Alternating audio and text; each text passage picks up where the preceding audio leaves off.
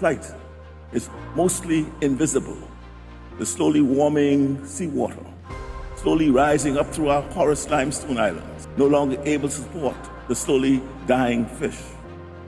By the time our plight is made visible for all to see, our luck will have run out. We simply want to live.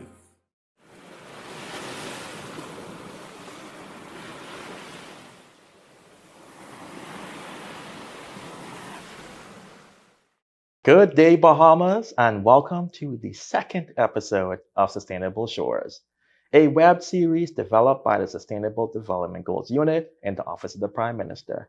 These episodes, we delve into the virtues and facets of sustainable development and climate change in the Bahamas. And this episode is going to blend those elements so well. Our planet has witnessed one of the most busiest and devastating hurricane seasons to date. And in the spirit of the SDGs, we need to ensure that no one is left behind. And that's why this episode today will be focusing on how do we address the needs of vulnerable groups in disaster preparedness. Today, I have an amazing panel before me. Firstly, we have Ms. Sonya Miller, who is a captain in the Royal Bahamas Defense Force and wears many hats, including being coordinator of the National Youth Guard and also as the RBDF's coordinator or manager for the Disaster Risk Management Unit. Secondly, we have Ms. Erin Brown, who is the University of the Bahamas' Disability and Compliance Officer.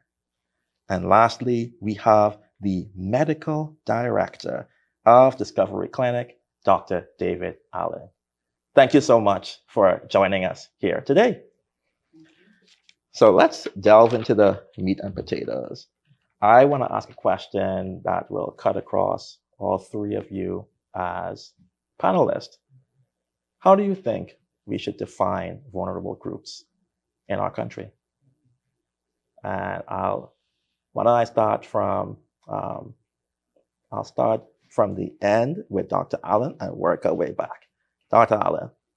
Well, all human beings have three basic needs. One, they need to be safe. Second, they need to have love or connection. And thirdly, they need to be empowered. So a vulnerable group is someone who's what? Not safe. Mm-hmm. Someone who feels disconnected and someone who feels not empowered. Yes, I absolutely love that definition or that elaboration or expansion on vulnerable groups. For me, vulnerable groups also speak to the access and the barriers that are faced that are very unique for different demographics, making them marginalized or vulnerable in just thriving or receiving or services or basic needs. And Captain? For me in the military is slightly different. When we look at those or consider those individuals who may be vulnerable, we think of it as those individuals who may require our assistance in ensuring that they get the basic needs and assistance that they are deserving of. Exactly. I think that these were some very good summaries of what vulnerable groups are, because at the end of the day, we're looking for all populations in our country to not just be able to survive, but thrive, right? To have their needs met. And so, Captain Miller, I want to ask you, how does the Royal Bahamas Defense Force assist with the coordination and leadership during a natural disaster when dealing with vulnerable populations? Well, I can say that the Royal Bahamas Defense Force has a very comprehensive disaster plan. And that plan requires a lot of moving parts. And one of the ways we assist is that when we connect or we go into the National Disaster Office, we sit with these head leaders of agencies and departments and we strategize what it is that we need to do to ensure these vulnerable communities are assisted or their needs are addressed. And so we are one of the responding agencies who would go out there and assist within these local communities. And that's based on whatever the needs may be.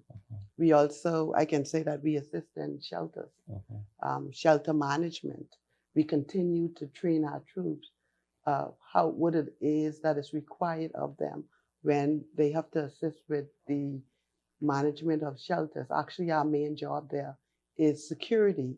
However, we want to make them very versatile and that they're able to conduct other roles if the need arises. And thank you so much, Captain Miller, and thank you and the other officers of the Defense Force for your service. We know you had to go into action mode just this past weekend. Yes. And so seeing that being put into effect, I know that the people would have felt safe knowing that you all had your plan and you were able to execute it. Dr. Allen, how would you say from your professional experience, how does natural disasters negatively impact marginalized and vulnerable groups? And has there been any clear signals of changes that may suggest that mental health is being negatively impacted by natural disasters? Excellent question. In my 55 years of disaster preparedness, not only in this country but in America, there are a number of factors which are very, very important. First of all, I mentioned the three needs: safety, connection, and empowerment. But safety is the most important. To be safe, a person has to be seen. That may sound complex, but it's very simple. If I see you, something good's going to happen. To be safe, I have to hear you. If I hear you, you're being heard. Many people are not safe because they're not seen and they cannot be heard. And finally, they also need to be soothed. Don't forget that. We need to soothe ourselves. Our little babies need soothing. And people who are not soothed, they feel unsafe. Remember, one year I was asked to go to one of the islands in our distant part of the Bahamas. And the help was centered around a certain spot. I walked out about 3 miles, and I found a lady sitting, what she said was in her house. So I said, "Good morning, madam." She said, "Well, I'm sitting in my house." There was no roof. There were no sidings. She had an empty plate on the table, but I am sitting in my house.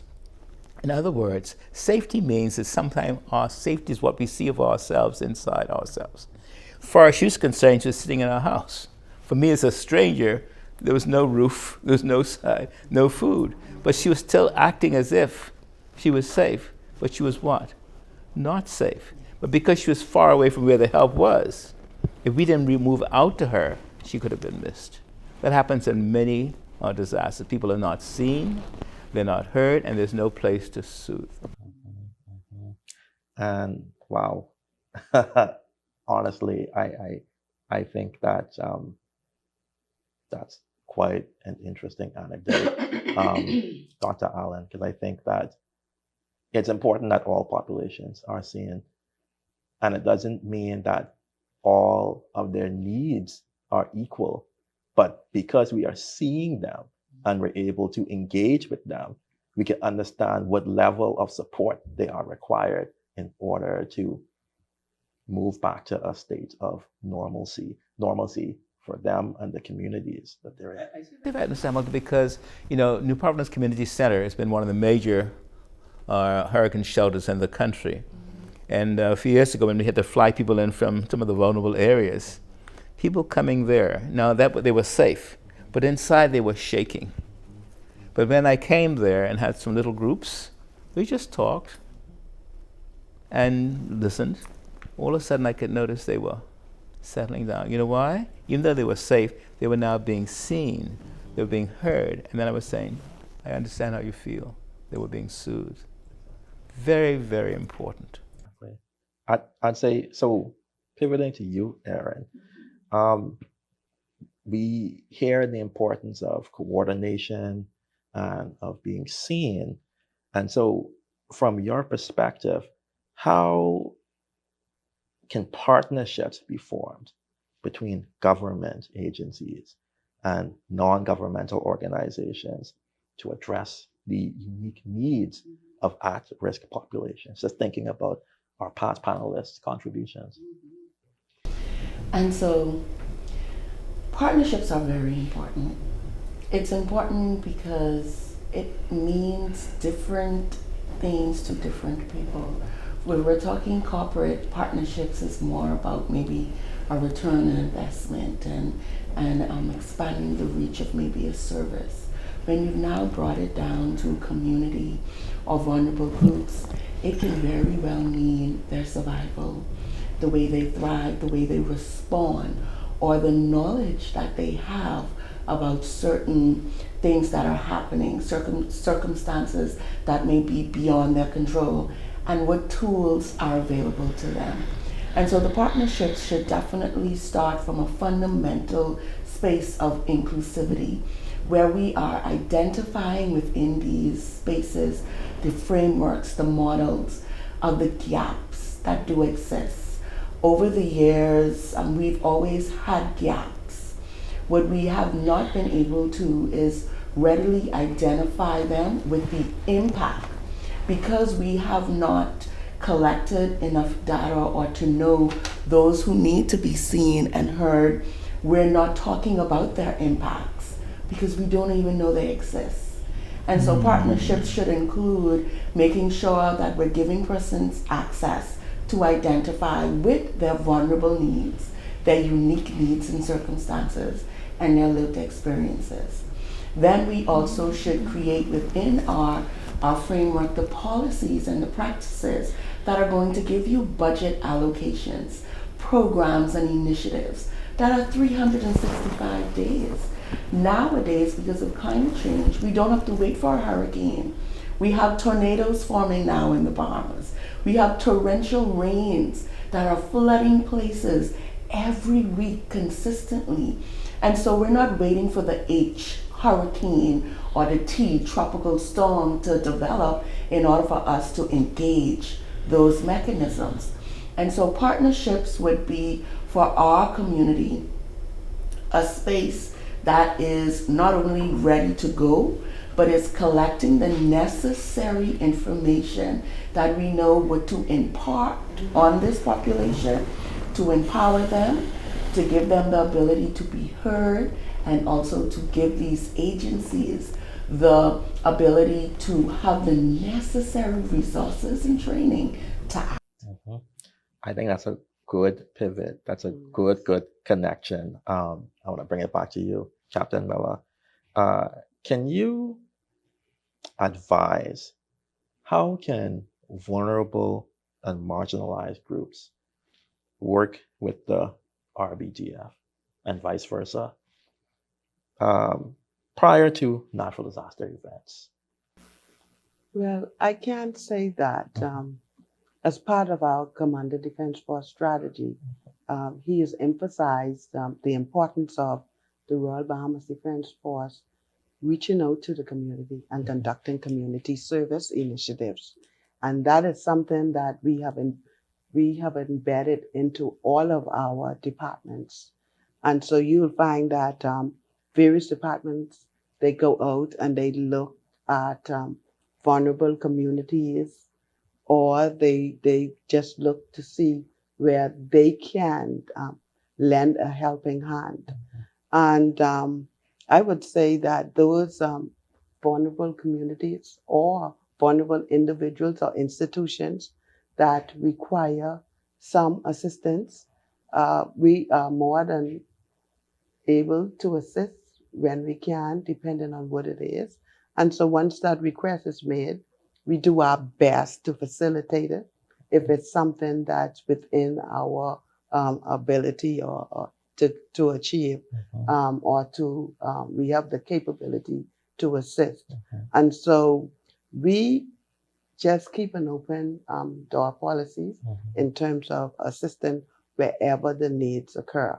And that is always conveyed, especially when we close up into our National Disaster Office. We would partner with social services and all those other agencies who require additional support. So we lend that additional manpower to government agencies who need that additional support to accomplish whatever goal or mission they are trying to achieve. Okay, thank you so much. I think it's great to hear about the proactivity that your CEO is taking to ensure that outreach happens in the community, because often we hear that you've ever heard the term you're talking to me but you're not hearing me, right? And so being able to go out in the communities and engage with these populations, and hear about the needs, understand what your capacity is and who your partners are that can help with that. That's how we manage to address comprehensive disaster risk management. So I really am glad to hear that is happening in the RBDF, and I'm sure it's happening across other sectors. And for those who are listening, to understand that government is being proactive about this, expanding the tent. I think that based on some other questions I have here, because this has been such a good conversation so far, I think I want to come back to you, Erin, was proud. How do you think that local groups, local government, and finally island administrators can better engage with vulnerable and marginalized populations to develop localized solutions in the case of disaster preparedness? And so when we're talking about localized initiatives, that is the most powerful space that anyone can start from a preparedness point of view. Because these are the persons when no one else can get there, they're already there.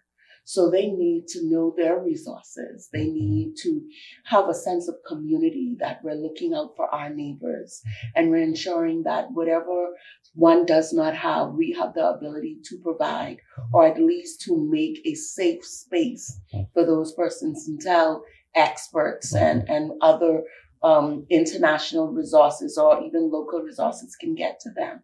And so what local government can do, and I think they are doing it, but what needs to happen in the engagement of community is increasing or strengthening the way we are engaging and identifying members within the community.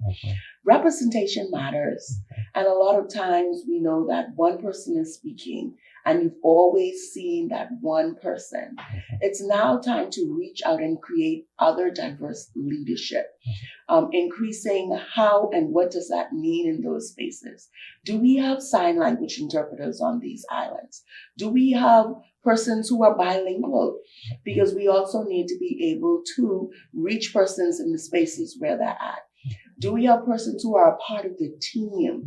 Just as we call on our uniform forces, are we calling on our community leaders, our organizations within the spaces to say, listen, this tree has fallen. We can't get into this settlement. We need you to get in and engage. We need to empower you to get us the information that is necessary for us to be able to be prepared when we arrive, or when it's time for evacuation, we know what the needs are.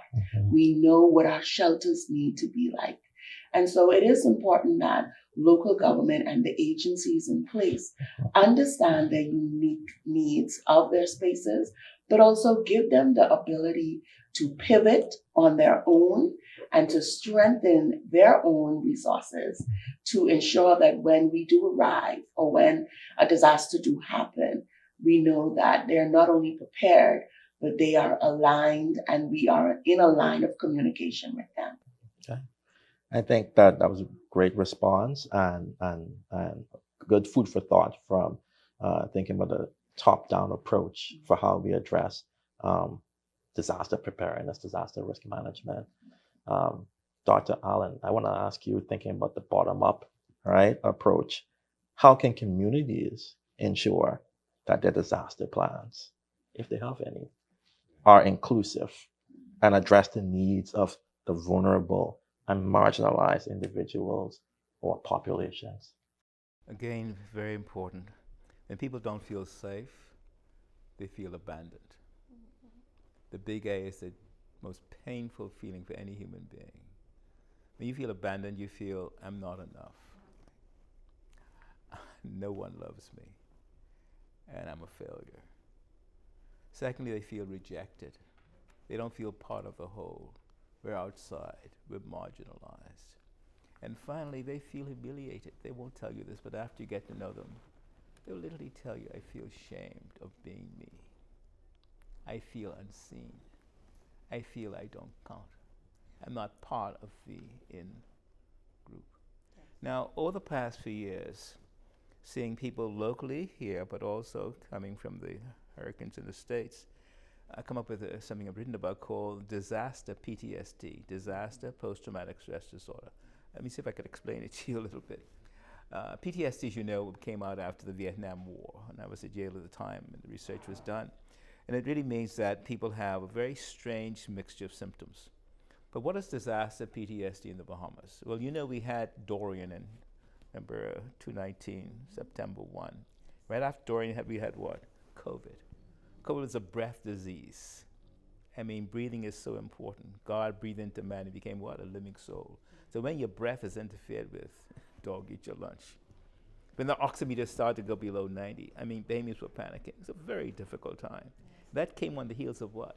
Dorian. We don't even know what happened in Dorian yet. I've seen some syndromes I've never seen in my life in different parts of the world. Dorian is a classic hurricane that left what I call disaster PTSD in the Bahamas.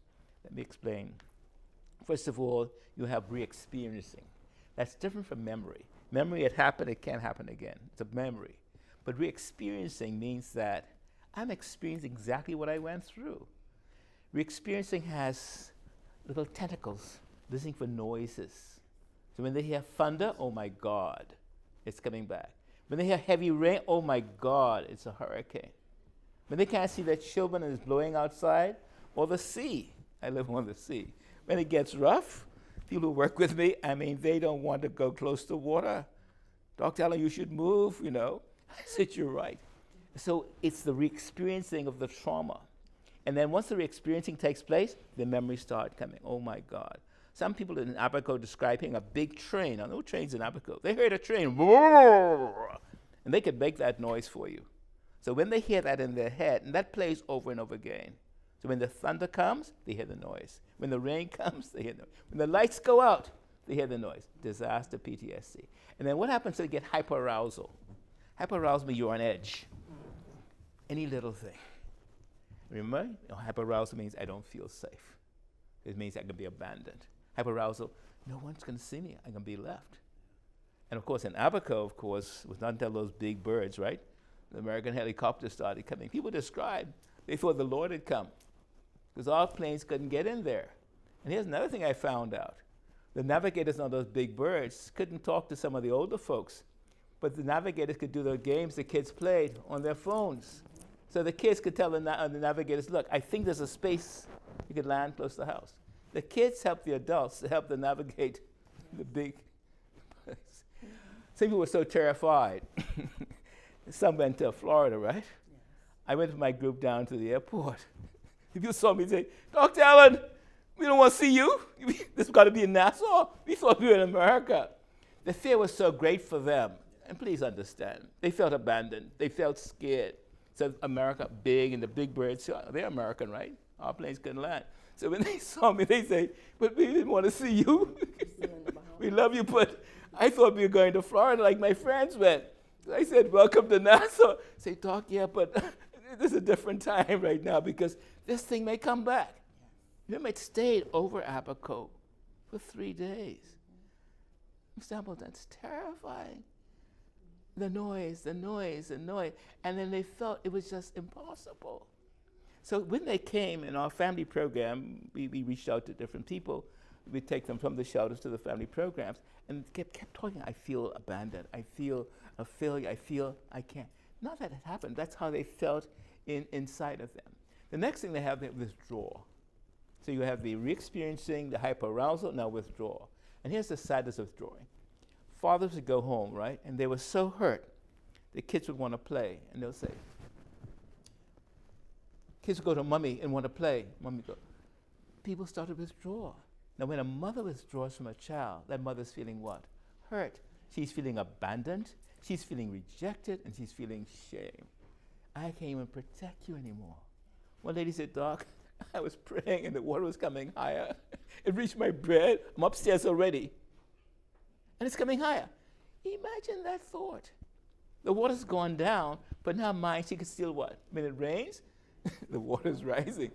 She get out of bed and pray. Let me see if it's coming up. I mean, there's no water there, you know. But you start seeing water. So you start moving into illusions now. And illusions become delusions. The house is full of water, which means there's a hole somewhere. Is it really a hole? You get up out of bed, check, see if there's a hole. No hole there. So delusions. Then hallucinations. You hear something. I hear water dripping. Water dripping. And you look, no water dripping, but you hear. So it's almost like you have a disorganization of the psyche. Very, very, very powerful. The final thing, you have strange physical complaints. You have back pains, you have head pains, and they make no correlation anatomically. They're just psychological, psychosomatic.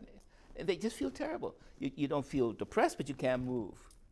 You don't feel bipolar, but your brain is going so fast you can't stop thinking. And the best thing is just to freeze. And the kids want to play. But daddy won't play, mommy won't play. So the kids say, what happened to mommy? Mommy and daddy are frozen. Notice that? I call it withdrawal. Then the kids now, this becomes an adverse child experience. Because if my mommy don't want to play with me, my daddy don't want to play with me. Now, of course, what happens is daddy look for what? A drink. Look, let's be honest. Hurricanes of Bahamas, you get your hurricane, you get your shutters, but make sure I have you what? Alcohol. I ain't lying, okay. You have hurricane sweethearts too, you know, I found that on different islands too. The guys come in to help with the hurricane to batten you up, but then the hurricane gone, they don't want to leave. Anyway, been in that too. But the point I'm making is that there's a very complex panoply of, and what you're doing is so important. Because the key word is what? Preparation, preparation, and preparation. It's hard to do it in the midst of disaster. We are in the disaster area. We have to have a plan. And the most important thing is people feel safe, people feel connected, feel empowered when they talk. Bahamians, when they talk, they're happy. Jaw stops war. Talk to me. When you talk, I feel safe. When you talk, I feel seen. When you talk, I'm empowered. That's when get people to talk. Don't leave them by themselves. Talk. Even though there's a hole in the roof, still talk. And I found that even though they come into the shelter, some people are hiding in different corners. No, get them together. Form little groups. In the old Bahamas, you know, they live by stories. A Bookie and Barabi. We've lost our stories. We want television, but the lights off, no TV. But talk. Yes. And talking brings us what? Makes us feel safe. Because what? We're seen, we're heard, and talking what? Soothes us. I think that you definitely brought up some good points, Dr. Allen. From what I'm hearing is we can utilize local knowledge from persons regardless of our ages. We can utilize individuals that can empathize and relate to those experiences. It's important to have support groups in place and to hear people out and hear them talk. And Mr. Hamilton, a lot of my people in the families, groups, and different, I had 25 families before COVID, because COVID knocked me out. I'm now back to about 10. But many people are not qualified as a psychiatrist or psychologist. But the mothers that they have, these retired persons like Commander, Captain here, they could talk and people listen to them. Just get them, bring them involved. She could, I mean, I felt safe seeing you. Because I know what you've been through, sister. Yes. So when I hear you talk, you ain't talking no silly talk. You say, I know what I've experienced. You make me feel safe. We need you. Because when people go through what she's been through, she could what? She radiates what? Safety. So really, even though the shelter may not be exact, if you have people like her around, she can make people feel what? Seen, heard, soothed, and secure. So we're going to do rapid fire, all right? Because we got to wrap up. I'm going to ask one question to you, Captain Miller, and then just want to get 30 seconds closing from each of you on a question I'm going to ask. Captain Miller, young people are an increasingly vulnerable group in our country. And as coordinator of the National Youth Guard, how do you believe that program will help to build resilience and support disaster risk management in our country? I am happy you asked that question because one of our main goals is to train young people and try to equip sorry, let me do that. No. I'm glad you asked that question. One of the main goals of the National Youth Guard is youth development. And how do we do this? We train these young people in disaster management, ensuring that they know how important this is and why it's important for them to have this knowledge. They are heavily relied upon during times of crisis. Why? They're young, they are energetic, and they're able to assist their communities. We also train them in leadership, developing their leadership skills, ensuring that they become productive citizens within this country. And we provide technical training for these young people. We also aim to make them more employable so that they are able to sustain themselves later on in life.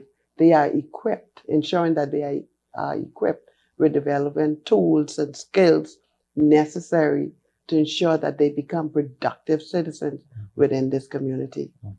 Thank you so much. 30-second response, each person. I feel like the SDG tagline of Leave No One Behind is equivalent to the biblical verse about being our brother's keeper. In 30 seconds or less, how can we do a better job at being our brother's keeper? Starting with you. Sure. So when we say vulnerable, I think the conversation today should help us all understand we're all part of the vulnerable groups. It takes one circumstance. COVID was the equalizer. Didn't matter how much money was in your bank, you were impacted. And so we can all become a vulnerable person or in this grouping at any time.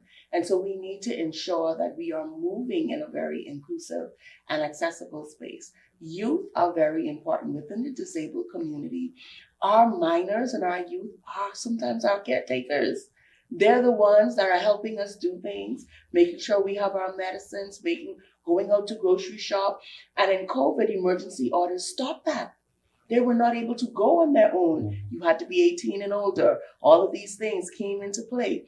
So we need to ensure that our youth are empowered, but we also need to ensure that we are moving in a way that no matter what, our neighbor is our ally.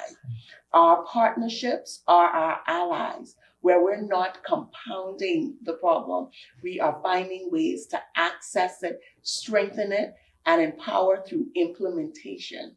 And so that's what I would hope that we leave here today, not thinking that my neighbor is a vulnerable group and I'm not. You certainly are, because it takes one emergency or disaster to place all of us in that one demographic.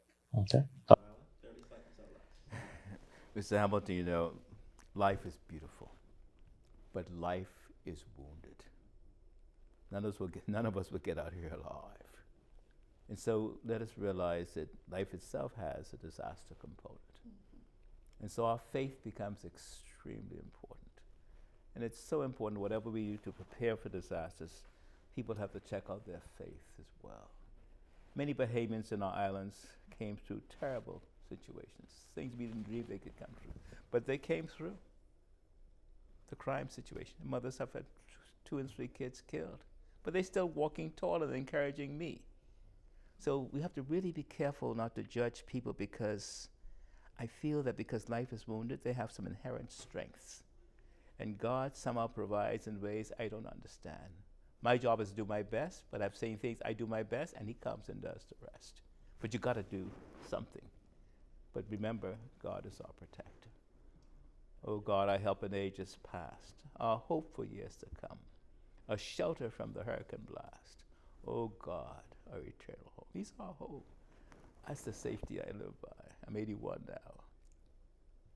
But you know, it's beautiful. But it is wounded. My uncle used to say, ashes to ashes, dust to dust. If something don't get you, something else must. And to close out with you, Captain, 30 seconds or less. How can we be our brother's keeper? I'll go back to what Dr. Allen said. It's important that we know who our neighbors are. And I adopt the philosophy as if my neighbors are my family. We continue to look out for one another.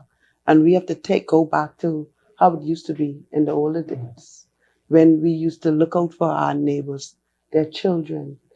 If the parent wasn't home, the neighbor looked out for that child. And I think we need to go back to that spirit of unity that we had in the past. So, on that note, to those of you who are tuning in, thank you for joining us for the second episode of Sustainable Shores. Remember, neighbors are neighbors and our partners are our allies. And that is how we're going to ensure that we leave no one behind in our country. Until next time, take care, Bahamas.